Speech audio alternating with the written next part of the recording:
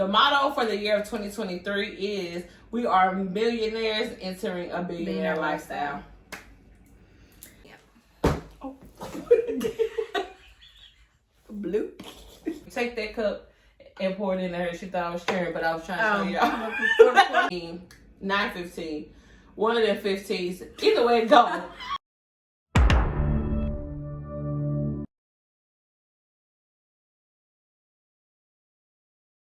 Taking these drugs, I'm gonna be up until the morning. It ain't your car, you just a lease, so you don't own it. If I'm in the club, I got that 5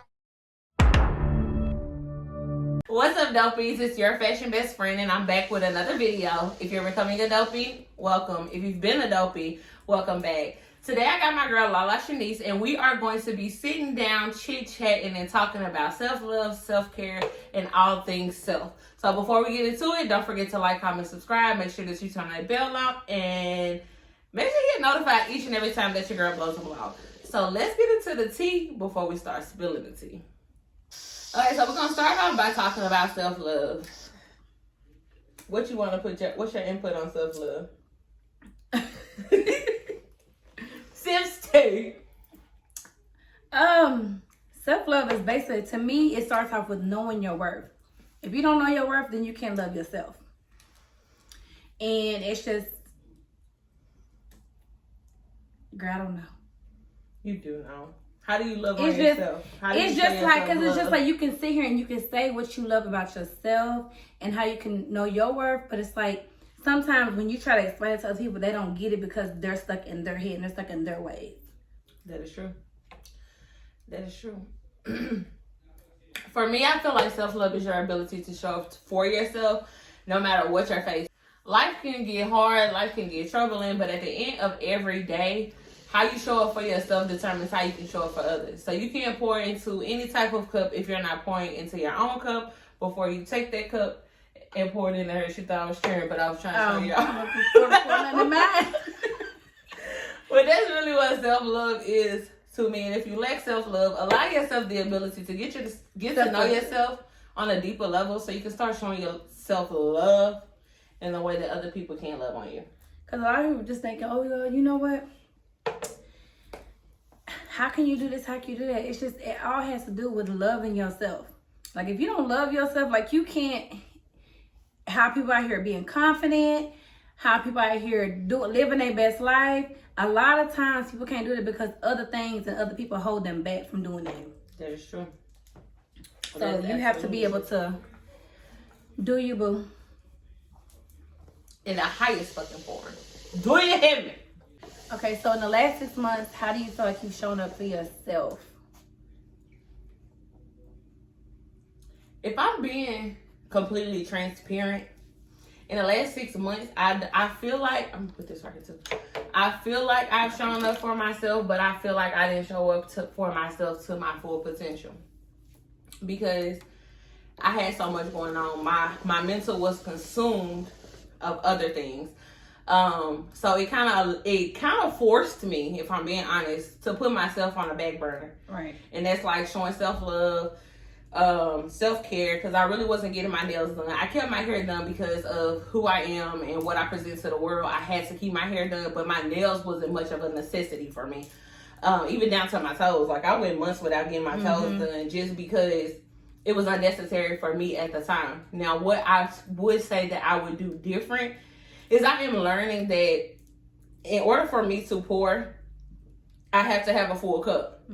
I can't pour into anything from an empty cup. I can't get my full potential to anything that I'm not connected to, if that makes sense. Like, and with myself, I wasn't connected. Like, my thought process, everything revolved around what I had going on. So it was just like, it was a lot. I was experiencing health issues. I was unhappy. I was stressed. I was depressed. It was just like overwhelmingly a disconnection from myself, but I was showing up for everybody else. So like, I would definitely, if I had to rewind time, I wouldn't change anything about what I did. Because you don't regret anything. It's like lessons. Lessons are always, that's what life is about. Life is about learning those lessons. And it's like a given test. You either going to pass test or you're going to fail the test. And you're going to learn from it, or you're going to allow yourself to experience it. It's either going to be a blessing or it's going to be a lesson. Yeah. So that's I'm am no longer, I vow this to myself. Y'all are my witnesses, and Lala is too. I'm not putting myself on the back burner no more. At all. Self-love has to be priority before I can give anything to anybody else. And that goes for my marriage, my friendships, not really family. Because when I say disconnected, like all caps, disconnected. But the family that I'm creating, I still want to put myself before I allow myself to pour into those people. So yeah. I feel like I've always been a yes girl for the most part of my life. Really? I used to always, I'm not even a yes girl, a people pleaser. Understandable. Like being a people pleaser, it's like I'm too busy trying to please other people that I wasn't pleasing myself in the way that I should. That you require. Yeah. So it's like now when I told myself in 2023, I told her, I'm like, look, in 2023, I'm done. Like, I'm done trying to pour into people. If you're not pouring into me, I'm not pouring into you. And people say, well, you don't supposed to give the same energy because you don't want to stoop down to the level. Like, no, it's none of that. Like, yes, not. If you're not reciprocating anything that I give or do for you, then I cannot do the same. So because people have an issue with that, I just can't, it's a no. Like, everything. Do you have any regrets over the course of your 34 years? Do you have any regrets? Damn, my age, not display. Girl, you are wise, baby. 34 is the new 25, okay? I'm telling you. I don't necessarily have regrets because I feel like everything's lesson learned. However, if I regret anything, and I don't take this the wrong way, if I can change anything in life, it would be my baby daddies. Same kids, different baby daddies. Why?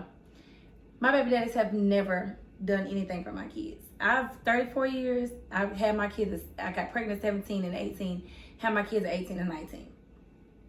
So I've raised my kids damn near my entire life by myself. I mean, their entire life by myself.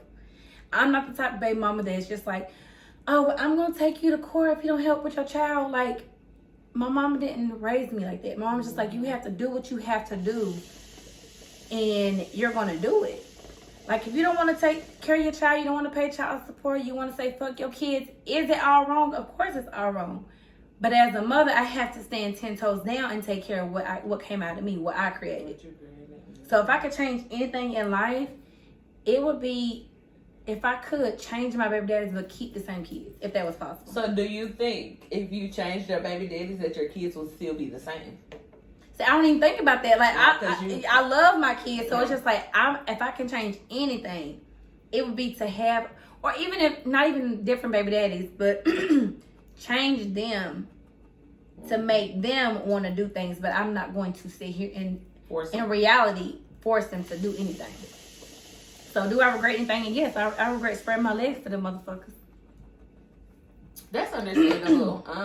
For me, honestly, with everything that I've been through, I wouldn't change anything. And I say that because I had a conversation with an old friend like a long while ago, a couple years ago, and we were sitting in her house, like we were just talking. Mm-hmm. And she had asked me, we were talking about parents. We was actually talking about my best friend. Oh, let's like not get on that. Us not like having a relationship and learning to live our lives without each other.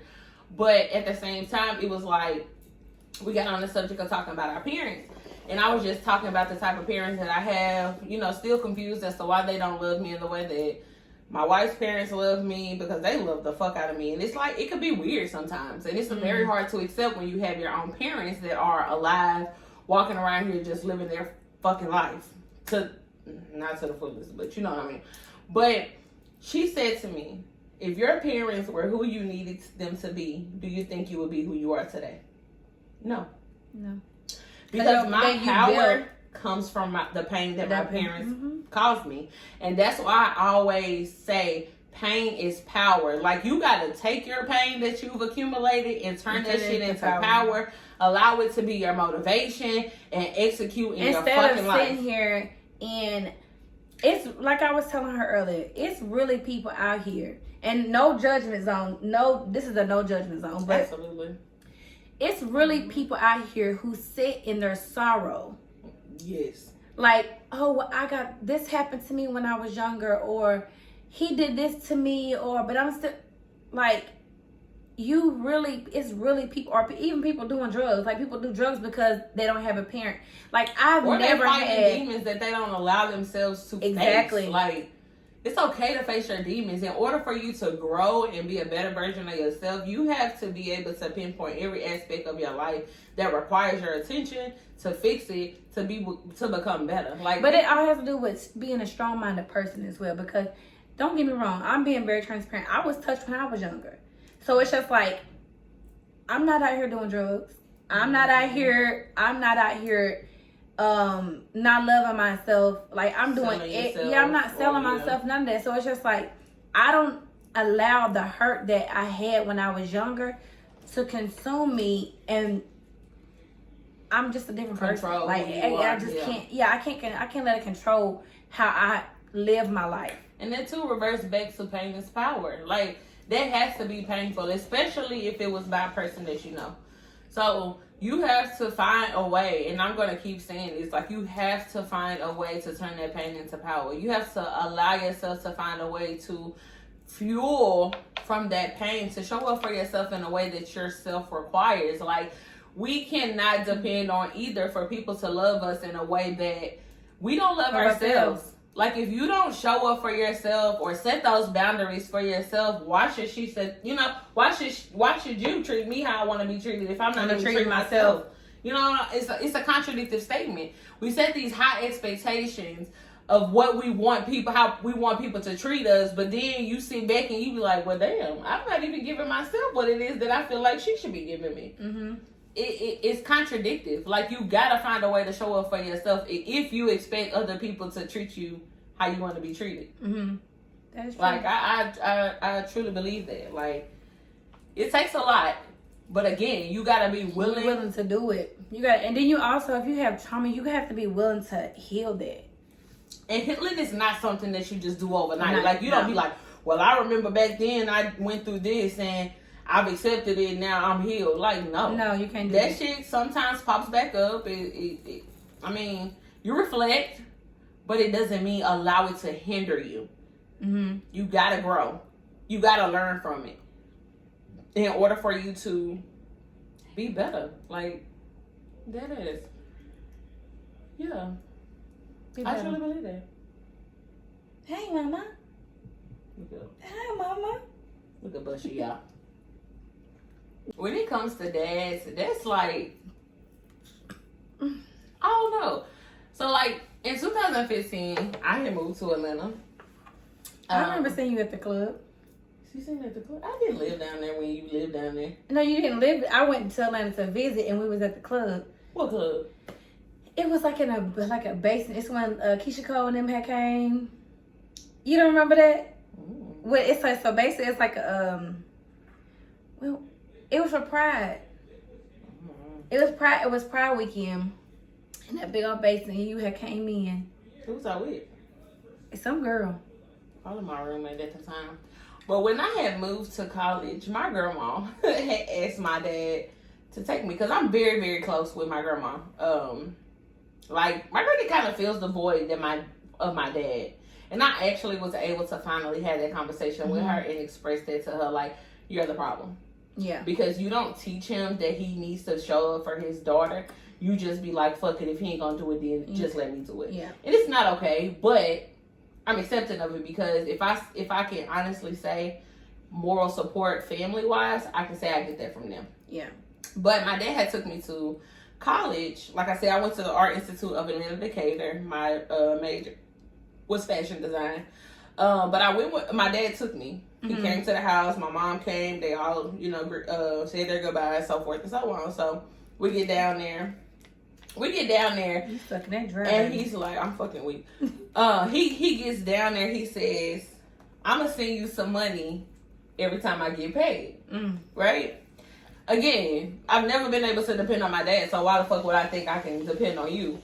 And my granny had told me, like, you don't need to get no job. You just need to focus on school so you can do what you need to do. And my granny would send me money every time she got paid, for sure. Mm-hmm. So, my dad, I moved February 15th, 2015. From February 15th to July 15th, which is my birthday, my dad never sent me money. I never asked for it because I feel like as your daughter, I should have to remind you about your responsibility. Y'all, the first time this nigga sent me any money, he sent it to me on my birthday. I'm gonna send you some money, put some money in your account, because they had my account number. So they could just go, so they could go put money in my account. So I didn't, have to do nothing. I just used my card. Guess how much money he gave me? 50. You think? 25. 25 motherfucking dollars. Brittany. 25. What the fuck I'm gonna do with that? That's gas. Not even a full tank. I didn't even have a car.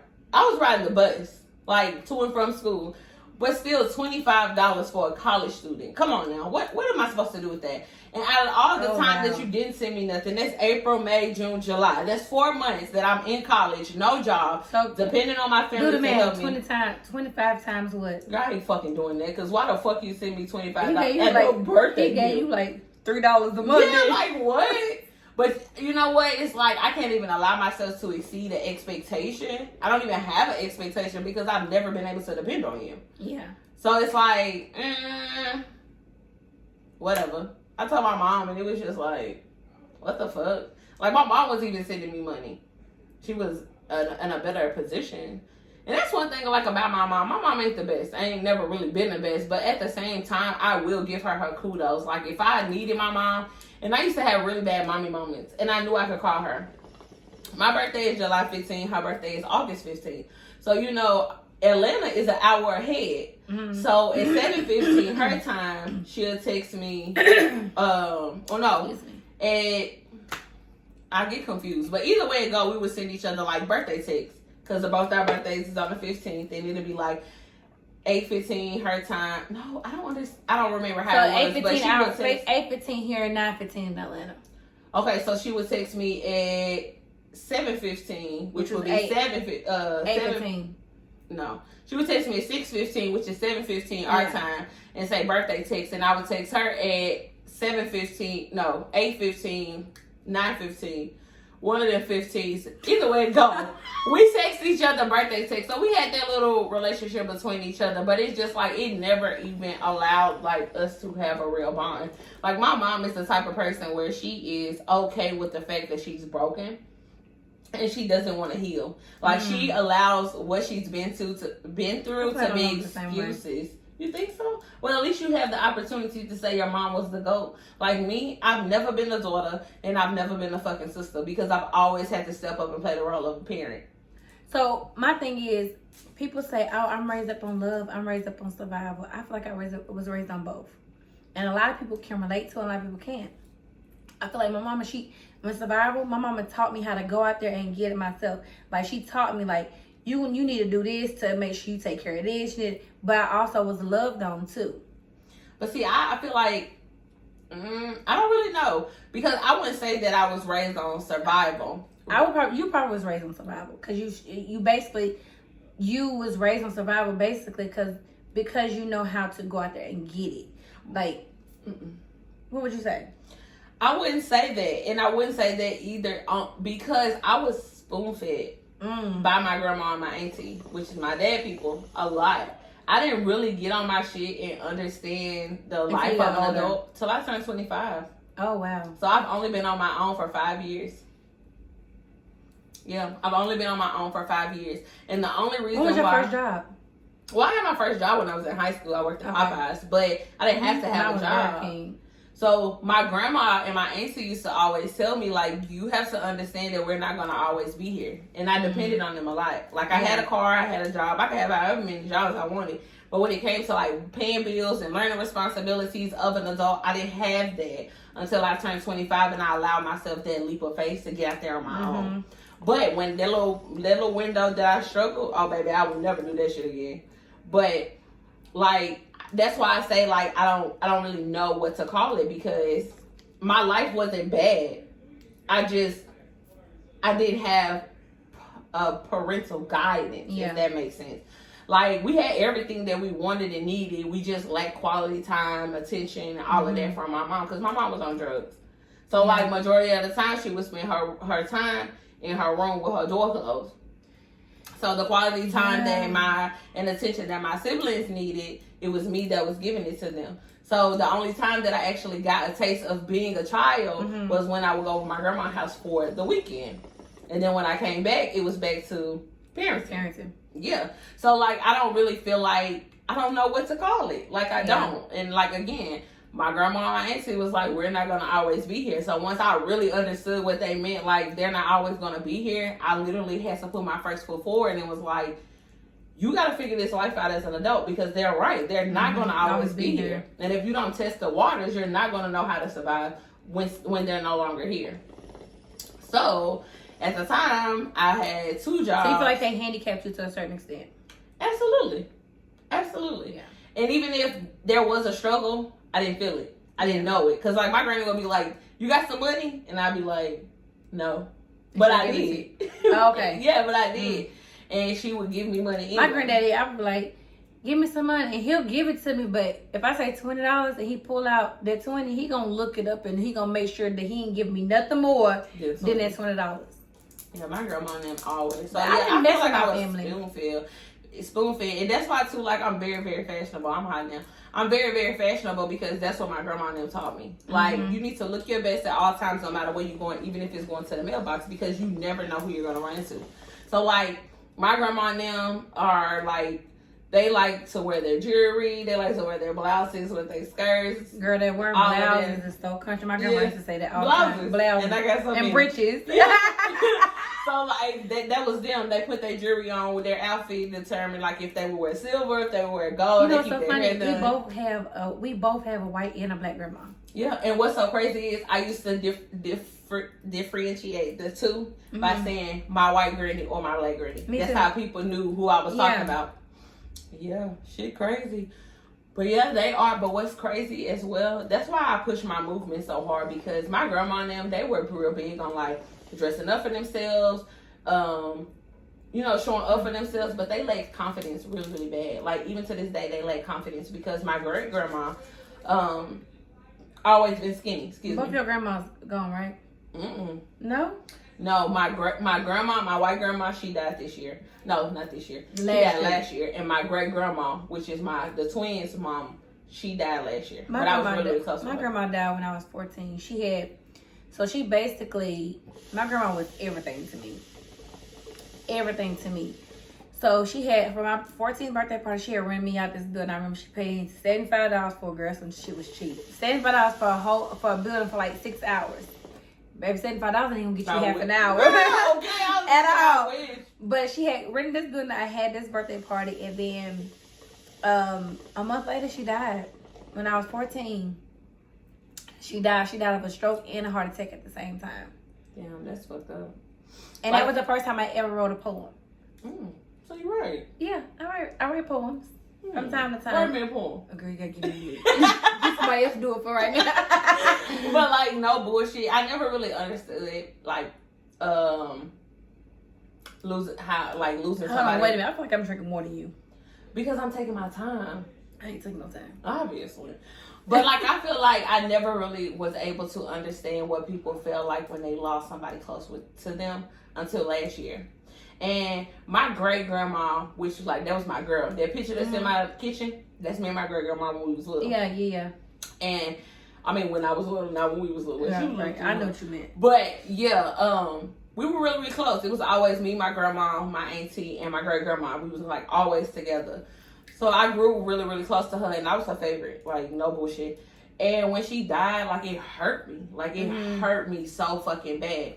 But then 2 months later, my mom's mom died. And I was close to her too. At some point in my life, I was her favorite until my auntie started having her kids. And not her last son, but her next to last son became her favorite too. So it was like me and him, we were her favorites hand in hand. But when they died, it was just so heavy on me. I was like crying every day. But then I got the kids. So I don't honestly feel like I ever grieved it because 2022 took much. Yeah, it took so much. You know what? And I haven't had. You want to go with your mommy? Okay. Now, what would you like to say?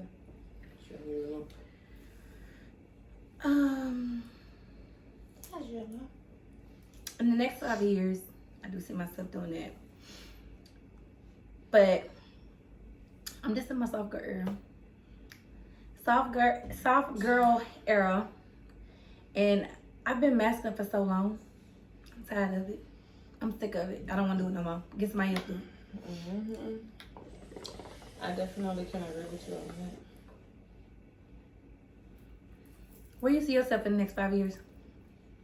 So as y'all don't know, I'm a fashion influencer. So with that being said, I don't mind disclosing certain information, but within the next 5 years, I will be one of the top speakers of all things fashion, confidence of any conference set needing your girl to spill important to people. I will be a billionaire because I'm currently a millionaire living a billionaire lifestyle. Do you hear me? So that is what it is. I will be 100% completely successful. And I aim to have myself at least 80% healed to where I am able to really flourish and all paths set for me. Like, I will not be in Tennessee. No, won't be in Tennessee. Not for a second. And I will just be doing all things rentals. Like, dead ass, I will be completely living for us, doing what we want. And I can't wait to show y'all this house. I can't wait. I don't want to tell y'all what type of house I want so bad, but I ain't gonna do that. Because then somebody gonna take it. Can you just go where I'm going? She going. I ain't worried about it. She going where I'm going. We gonna see in March. We're gonna see. I'm telling you. Oh, it's a vibe. I know. I've been. But she haven't. So, So that's why we going. I feel like she gonna fall in love. She may, because when we first met and we discussed, we were just having like a little conversation, like, you know, if you could move out of Tennessee, where would you move to? And her response was that state. Yeah. So I'm not opposed to it, but I just want to make sure that it's in alignment with what we have to offer, and that it's a place that we can actually call home. You know what I'm saying? Like, for you, you've been there an array of times. You can actually say when you go there, you feel a certain energy. You feel you see a certain lifestyle for yourself. For me, the first time that I went, it wasn't given, and I feel like it's because I really didn't go with the right people. Yeah. And I didn't go with the person that would actually need to be there with me to determine if that's the place that I would want to move to. So that's why we're going to allow ourselves the experience for her birthday to really determine, like, if this is a place that we could call How long y'all going to be there? We're going to be there from Thursday to Sunday. Oh, that's plenty of time. Yeah. I would say. So I don't like to go like somewhere Friday, get there, and then just spend Saturday and then come back. I feel like when you go on a weekend, that whole day is just ruined because you travel and you're tired. Yeah. And that's why. And the only day you got to really just enjoy it is Saturday, because Sunday you going back home. Right. So I feel like when you go somewhere, it needs to be a Thursday so you can turn up on Friday and Saturday and then come home on Sunday. And see, we're gonna do a lot of sightseeing. We're gonna like visit different neighborhoods within that city to see like what area we will want to move into. What? Look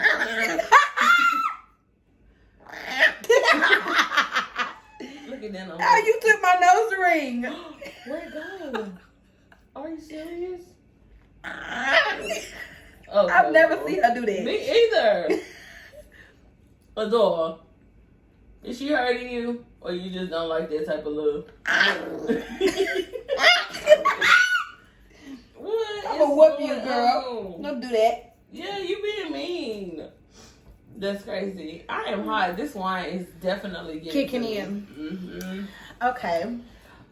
So yeah, 5 years, we're gonna be the millionaires that we already presented ourselves to be. The billionaires that we're already presenting ourselves to be. The motto for the year of 2023 is, we are millionaires entering a billionaire lifestyle. I just got this thing. You know how y'all get them feelings that just overcome you? Where the fuck is the nose ring? Girl, she probably eating on it. It's probably down the floor somewhere. I'll get it. But I just got this feeling like of happiness. Absolutely. Like I feel peace. Like I feel so much peace. Like a weight has been lifted off of me. And those of you who don't know, because we are on her channel, on my channel they know, but I'm going through divorce. And she can tell you it's been a little bit hard. She had to pull me out. And when you have friends like this right here that helped you pull yourself together, like no, because she knows what I'm capable of, it's just like now that I'm there, it's like, okay, it's time to turn up. And I can honestly say now it was easy for me to kind of pour into her and help her through her situation. One, because I'm a married woman. I've been married for 3 years, been in my relationship for 7. And as a married woman, I do understand that first year of marriage is challenging. It's very fucking challenging. However, it's eventually supposed to get easy. It's not supposed to get harder and harder. But at the end of the day, knowing my friend, knowing what she has to offer, knowing how she show up for herself, and not seeing her show up for herself in the way that she requires, was just like, okay, this is what I see as on the outside looking in. But also listening to my friend when she talks, watching her facial expressions when she says certain things, and just how she presents herself in a way that is abnormal. It's like, okay, something's not right. What's going on? Yeah, and I try to keep certain stuff. I didn't want to put my burdens on nobody, but the fact that she is an observant friend. One day we was talking and she was like, "What's going on?" And she like, nothing. I was like, "Yeah," I said nothing, and then I was like, "Girl," and I just started spilling the beans, and she was like, "See her, like, no." Mm-hmm. But again, we're not talking about that. We're here. I'm turning up. I'm living a new lifestyle. Showing up for herself, and I'm showing up for myself that she did in 2022. And when I started to, as time goes on, when I started to feel that I'm showing up for me, it just feels different. Like I feel it's like peace. And if nothing, one thing I've learned: do things you want to do, not things you have to do. If you do things that you have to do, it's not meant for you to do it. If you do things that you want to do, you living for you and not for somebody else. When you have to do something, you living for somebody else. When you want to do it, you living for you. Yep. More so like, what I get from that is more so like things that you're forced to do. Yeah. Because when you do things that you have to do, I mean, we know what we have to do. But it's more so things that you're forced to do. Like if you know for a fact it goes against what you represent as a person. And what you feel? No. And that's the thing. A lot of people have a hard time showing up for themselves because of the expectations set by others. Mm-hmm. The only expectation that matters is the expectation that you set for yourself. And you know what I don't like? I've seen on Facebook and Instagram a post where a girl said she lost weight because her man told her he would marry her if she lost weight. Baby, you finna get this how it come. Do you understand me? And if you don't, you can let somebody else and come in and enjoy what you did. Absolutely. I done been small. I done been big. Like this right here is my biggest I've ever been. And this is just this is just like an abundance of stress, depression, and stress eating. I'm a stress eater. So I ate my stress. Like that's how I faced it. So I gained an abundance of weight. Like no bullshit. And we both had BBLs, and it don't even look like it. Like we just look like thick girls with big ass booties. Yeah. Like, and that's not okay. Like it's not okay. But we're getting back to ourselves. We're loving on ourselves. We're showing up for ourselves in the way that we require for ourselves to get back to what we once lost, from other people. But my wife, I don't care. When I met her, I was small. I gained weight because I was happy. I was, taking it all in, but then I lost weight again. And it's like now I've gained weight, but I'm at my biggest. And it's like no matter what size I am, she loves me. Like there's not a flaw about me that would make her be like, I can't do this with you no more. You're gonna have to change this in order for us to continue to be. Like no, she loves me from head to yes. And like that is amazing. Girl, I wish I had that. You will when your time comes. Ooh. And see, you needed this lesson, so that way you'll know how to handle everything that's to come for you. I needed to close Let me see. that door. That door was open for too long. Oh. That door was open for too long. I've never in life double back on anybody. You okay? I've never in life double back on anybody, but I double back. And doubling back don't always mean that it's gonna work. It's gonna work. And since I'm here to tell you, if they're not loving you the right way, if you're not getting what you want, if they want you to change what you represent, then go. If you feeling something inside saying go, that is your intuition. Your intuition is a power. It is gold. It's the gold mine to women. Like, at the end of the day, women, we are the core of everything. Without women, it will be nothing. We're the ones who reproduce. We're the ones who get shit done. We're the ones who carry the burden of all things on our fucking shoulders. So, if you feel that inside of, oh, I just need to let them go, or I need to do this for myself, then you need to do it. Like, my thing is, what I've learned, if you get a thought in your head, go with it. It's for a reason. There is billions of people on this earth. Not everybody got the same fingerprint. Nobody has the same thoughts. It may be unique to somebody else's, but it's never the same. Once you get something in your head about something that you want to do, you need to do it. Once you get something in your head about a feeling about somebody, whether it's good or bad, go with it. All right, so I definitely hope that you guys enjoy our sit down. We covered a lot of different topics. We covered self-love. We talked about self-care. We talked about parents. We talked about friends.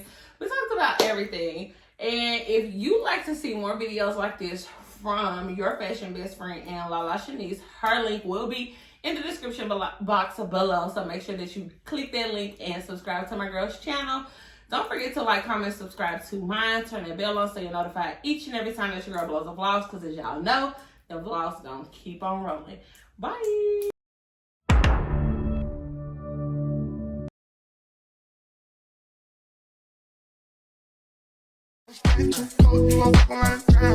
This way.